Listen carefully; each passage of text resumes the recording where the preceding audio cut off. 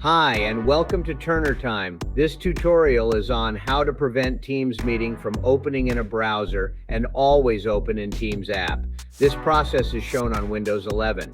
If you already have the Microsoft Teams app installed on your computer, it is good to always start Teams meeting in the app instead of going first to your default web browser.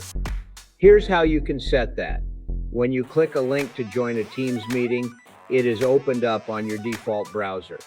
You see two options to join the meeting. The first is continue on this browser, and the second is join on the Teams app. However, you will also see a small window appear at the top. Check mark where it says always allow teams.microsoft.com to open links of this type in the associate app. Then you will click on Open Microsoft Teams. Going forward, all your Teams meetings will automatically start in Teams desktop app. And by the way, if you are looking for training on using Microsoft Teams effectively, or becoming more effective in saving time in using Microsoft 365 Suite, go to our website, www.turnertimemanagement.com, and purchase the training program for your team members from the shopping cart.